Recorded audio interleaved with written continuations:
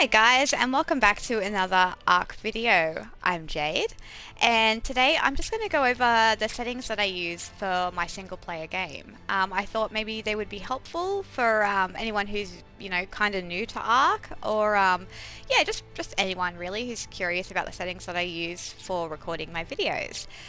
So I do also use these settings for when the Ark Academy server and I play together. These are the settings that we use as well for our server. But yeah, let's get right into it. Alright, so I'm just going to go into create or resume game, which will take me into sort of my single player stuff. I'm going to go into game rules. Okay, so these are the settings that I use for my player. So I've got 1.2 damage. These are usually all set at 1. So I've got 1.2 damage, which means I do like an increased, like a tiny bit of an increased amount of damage. My resistance is 0.8. Yeah, so my water drain is 0.6, which means the water drain, I get thirsty a little bit slower than what you would normally get thirsty. Same with food, 0.6.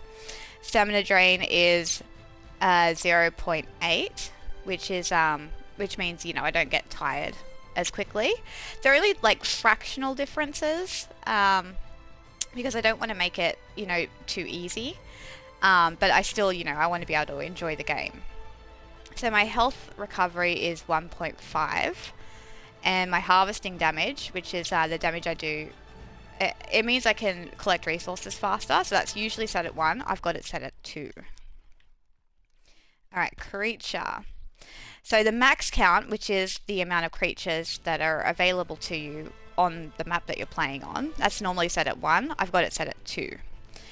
Damage is 1, resistance is 1 for the dinos. The dino food drain is at 1.2, which means they get hungry slightly faster than what they would normally, which comes in kind of handy when you're taming. Stamina drain is at 0.8, so they lose stamina slightly slower than what they would normally lose stamina.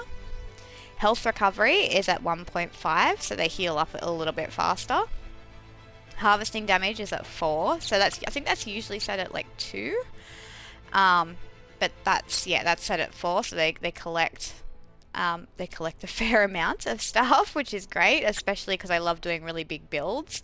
But I don't want to, I'm happy to grind for a couple of hours, but I don't want to grind for a couple of days. I just don't have that kind of time to be grinding for days before I can film a video. So yeah, they gather faster. Turret damage, I don't really worry about. That's just set at 1. And then I've got the disable taming and disable riding set to off because I want to be able to tame and I want to be able to ride my dinos. Alright, structures, that's pretty much default. So damage, resistance, damage repair. I have disabled the structure placement collision. So that means I can put structures that sort of clip into the terrain, go over rocks, things like that. So that's set to on. So that's because I like to be able to build really cool stuff. Alright, world. So my XP multiplier is set at 2. My taming speed multiplier, which is yeah, so when you're taming, yeah, sort of how fast that the dino tames up, that's set at 4, and I found that to be a good setting for. So it means yeah, like your higher level creatures and stuff, they'll be tamed, anywhere from like 30 minutes up to like 45 minutes. Yeah, and the smaller dinos will tame up like within 12 minutes or so. So which is really good. Well, it's good for me. Again, I don't want to be waiting for guarding like a tame for a couple of hours up to a couple of days waiting for it to tame up. The harvest yield multiplier, I've got that set to 5, so I get a fair amount of resources from just the one plant or the one tree. I don't have speed leveling. I don't have flyer speed leveling on. I've considered turning them back on because movement speed was a big part of how I used to play my game in Ark Evolved. But so far, you know, I haven't needed it so far. So yeah, I may turn those back on at some point. I don't know.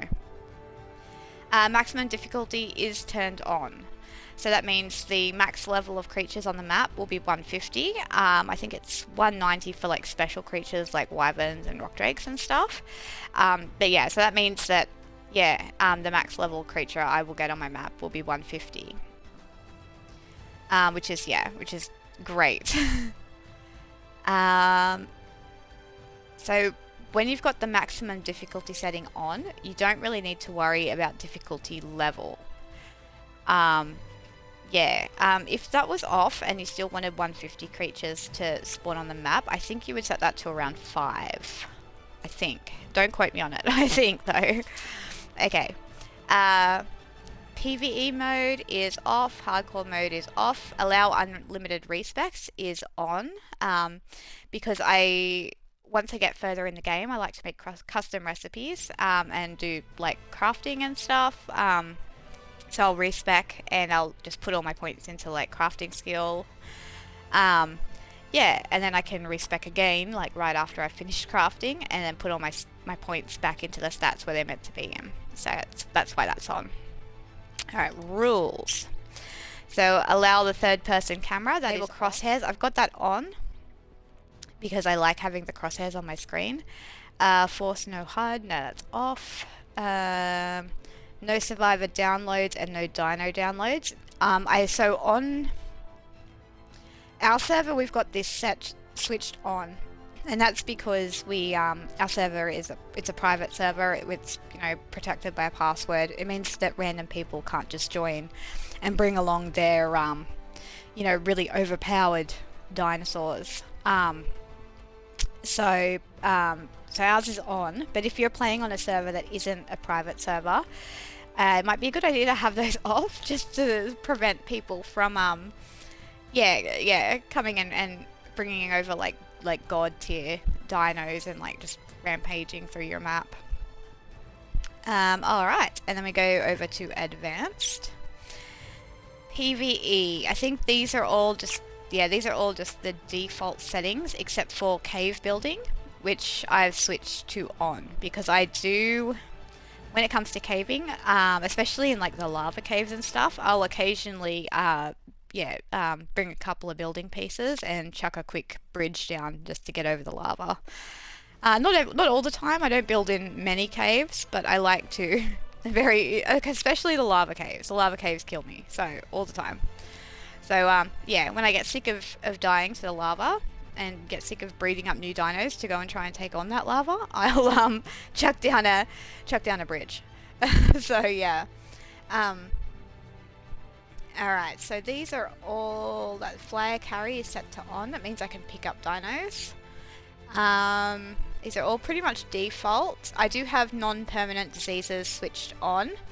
So you have the option to switch off diseases entirely. I think for the most part they're kind of funny.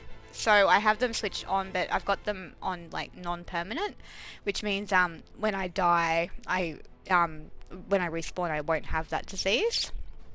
Allow cave flyers. That would probably make caving a lot easier if you, especially again like in like lava caves and stuff, and you could just take in a flyer and just sort of fly over the lava. But I've got it switched to off because although I do occasionally build in the caves, I also don't want to make it too easy, you know. And I don't tend to build in the cave until I'm like on like my 6th death. So and then I'll just kind of call it and go, okay, well, you know, I've got to finish recording at some time today. So and then I'll just build something. But yeah. So my cave flyers is set to off. PvP, I haven't touched any of these settings. Those are just the default.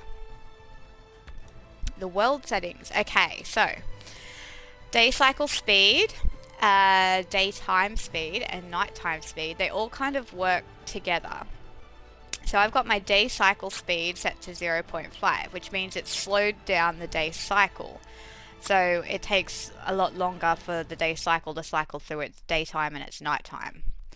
And the daytime speed is set to 0.5, which means my days last a lot longer, which is great for, again, for recording. If I wasn't filming and like recording my gameplay, then I'd probably just have this set left on the default. But because videos in the dark are not very interesting, I tend to try and film in the day. So my day is set to 0.5 and my nighttime is set to 5. So which means my nighttime just speeds by. The only change I make to this is during the certain events, like the Winter Wonderland event, for example, when like Raptor Claws comes, I will change these back to the default, just because that whole Raptor Claws comes, to go and get the presents and stuff, and that's really hard to do with the nighttime speed so fast. Then it takes a really long time for the next night to come around, and so I'll change them back to the default during those events, and then back to my usual settings once the event is over. Initial time of day, that's just the default. Spoiling time is set to 2. I can't remember if that's the default or not, but it's set to 2. Same as corpse decomposition time, it's set to 2. So I think my body will stay in the world for about an hour before I've got to go and find it, which gives me extra time to go and find it if I want to. So harvest health, which is sort of, it affects the health of the like trees, rocks, bodies. So the higher the number here means like it takes more hits to harvest it, which means you're getting more resources from each item. So that's at 3. Resource respawn interval is 0.5. So everything respawns quite quickly. Crop growth speed is 1.5, which is slightly higher than the default. Crop decay speed is just at default. Poop interval is just at default. Mating interval I've got set to 0, which means that my creatures are able to mate within like 3 to 5 minutes after mating the last time. So it's really important because I do a lot of breeding, and again, I film, so I don't have time to wait for like days to get a video out. So I have my mating interval and the eggs and the babies all set quite high. So the mating interval's at 0. Egg lay interval is at 0.01. Egg hatch speed is at 30, which means the eggs hatch super quickly. Provided that they're incubated properly. I've got the disable imprint dino buff, that's off. Anyone can imprint baby, that's off. Baby mature speed is at 42. The baby food consumption is at 1. Baby cuddle interval is at 0.03. Baby cuddle grace period is at 1. Baby cuddle lose imprint speed is at 1. And the baby imprint stat scaler is at 1.8. Okay, so the 0.03 baby cuddle interval, that's what the time in between baby cuddles or whatever they want to imprint the baby. And the imprint stat scale means the boost they get in their stats when you do get an imprint on them. So I think the default for that is 1. I've got it at 1.8, so it's slightly boosted. And all these settings, the egg lay interval, egg hatch speed, all the babies, all the baby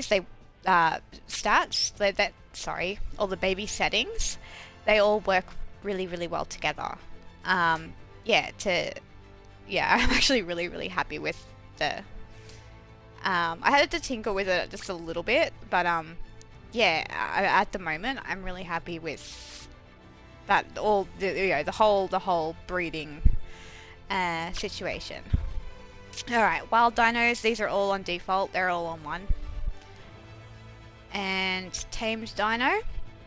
Now these by default are quite low. So I've raised them up just a little bit. So they're still, so I've got the stats per level, which is 0.8 and 0.8 for damage, and the others are 1, which is the default. Add per level, so the health that they get per point invested is 0.6 for health and 0.6 for damage, and then everything else is at the default, which is 1. So these were a lot lower, and I think it's connected to your difficulty setting, because I'm playing on max difficulty. It makes these a lot lower, which means you get less health and less damage per point that you invest. So I boosted them just a little bit. Same with stat affinity as well. So this is like the sort of percentage that they get per each stat once they're tamed. So that's at 0.4, and then I've got, these are all 1, which is default, and then this one's 0.4. So again, that's raised up a little bit from where it was. I can't remember what it was, but I'm pretty sure it was 0.0 something. So those are a little bit boosted. Alright, player. These are all default. So all set to 1, that's all default. XP multipliers. So sort of just the generic and the harvesting and crafting, that's all set to the default. The default for all of these is 1. I do get 2, so which is sort of like double the experience for explorer notes for special circumstances. For your usual general kill, I'll get 1, but for boss creatures and alpha creatures, I get 2 times the experience. Caves and wild creatures, that's just a 1. So I just boosted the experience that I get from explorer notes and boss and alpha creatures. So which I thought was a thing. I think that was a thing in Ark Survival Evolved. So, alright, now this one's pretty much... a lot of this is just like for servers, and since I don't play on a server currently, I'm on single player. These are just my settings here. I've got allow custom recipes on, and custom recipe effectiveness, I've got that on 1.8, but I may end up increasing that. I saw a couple of other YouTubers and they've got theirs set to like 3 or 4, so I might give that a try. I haven't played around too much with the custom recipes yet. So when I do, I'll know if that's going to be effective or not. Custom recipe skill factor, that's set at the default, which is 1. Crafting skill bonus, which is 1.4. Okay, so I've got supply crate loot quality set to 6. I may end up taking that down a little bit, but I'd probably only take it down to like 5. Same with fishing loot quality, that's set to 6. So I get decent stuff from drops and from fishing, which is awesome. So yeah, when you're playing, like in your game, you can set it to whatever you want. I like lots of stuff and I like good quality stuff, so I have mine set up to 6. Fuel consumption interval, that's just 1, which is default. Platform structure limit is 1, which is default, although I may end up increasing that just because it would be cool to see what I could build on platform saddles and stuff. And show floating text damage, which is those green numbers that you see come up when you're fighting or when your dino's fighting. I've got that set to on because I like to know what they're hitting for. But yeah. So once you've played around with the settings, you just go to save settings, and that will save your settings. That is pretty much it. Yeah, I don't think there is not much else to show you guys. The mods, I can show you the mod settings that I use. So the mods that I currently have on, and these change a lot because I've got quite a few mods in my available mods.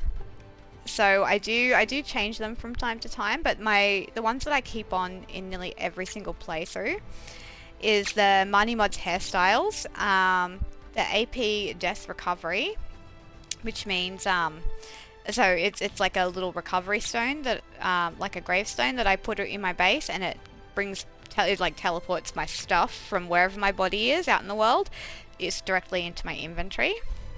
The best baby treat is amazing for breeding. Custom dino levels. Now this one, it's on the island especially, but also on most of the story maps. The distribution of dinosaurs, it's really skewed towards lots of lower level dinosaurs, which is fine in sort of an ordinary game, but because I film, you know, I have a set amount of time during the day in which I'm able to film, and I want to, you know, get stuff done and show people how to do stuff. Yeah, I have custom dino levels on, which means the chances of finding like a 150, a 145, 130s is the same as the chances of finding a lower level dino. Whereas by default, it's heavily skewed towards lower level dinosaurs on the story maps. So yeah, so I've just got, yeah, I've got the custom dino levels on just so it makes it easier for me to find those higher level creatures without having to spend hours and hours and hours searching for those higher level dinos, because I just don't have that time to be able to do that, and also film, and, you know, also work and have a life, and you know, all that sort of stuff. So that's why I've got this one, and it's actually really great. I've also got the Dino Finder, which I use for finding. So it's not my go-to immediately. So I will, if I'm searching, say for example, if I'm searching for like a bee, I'll search the whole map, and then yeah, if I can't find the bee, then I'll use the Dino Finder just to find out if there is a bees especially bees. Because yeah, that's how I found out that there's only like one beehive on Aberration, and yeah, and then when it was destroyed, there was 0 beehives on Aberration, and I had to get a bee mod, like a beehive mod, to be able to have bees, so I could get honey. Yeah, because there are glitches and stuff in Ark, and things like that happen. It's important for me to know whether or not these dinosaurs are available on the map, so I can either counter it with maybe another mod, or do a dino wipe. That's usually my first go-to, is to do a dino wipe and see if there's any that spawn back, and then if they don't, then I'll counter that with a mod. It usually only happens in games like on the maps that have sort of freshly been released, because it's kind of, they're a bit buggy, so yeah, so that sort of stuff. Once the map gets balanced out, and they balance out, the dinos, I tend to need to use it less. And then I've got Pull It, which is an amazing mod. It means I can just pull stuff into my inventory or into different things. It's just, yeah, I use Pull It all the time. I love it. I've got the Clifton's Wardrobe, which is armor and clothing with you just craft up skins that you can use over the top of your current armor, and I love it. Ark Nucleus, which is, it's really handy. It's used for like server configuration, but I tend to use it just because it helps me with breeding, and it helps me know sort of at a glance where all the dinos stats, like where they've got extra stat points and stuff into which stat. Which I find really handy. It means I don't have to spend extra time typing it all into the Dododex, which I have on my phone. So, Dino Depot is amazing. It's essentially replaced cryopods for me, and I know that they've fixed cryopods to make them a lot more like Ark Survival Evolved cryopods. I think I'm still going to use the Dino Depot just because I kind of prefer it. I like that it can pick up baby dinos. I like that like automatically. I like that the depot picks up fertilized eggs as long as you've got an oviraptor in there. Yeah, so I think I'll continue to use the Dino Depot mod over the cryopod mod, just because I like it better. And then just for fun, I've got the Star Equus, because I love Equus, and with this mod it means there's all different types of equus available. There's like Andalusian equus, and there's Palomino equus. Like there's all sorts of different types of equus. And if you get two of the same type, you can breed them. And yeah, I love equus, and so yeah, it's just fun for me. So that's why I've got those. Alright, well, that is it. That is my game settings. That is my mods. Yeah, I really hope that you, maybe, yeah, you sort of... I hope I was clear in explaining everything. And, yeah, I hope you kind of got something out of this. Whether it's, you know, how to adjust your own settings, or, yeah, you're just you know, just interested in the settings that I use. I hope this was helpful. And alright guys, I will see you next video. Bye!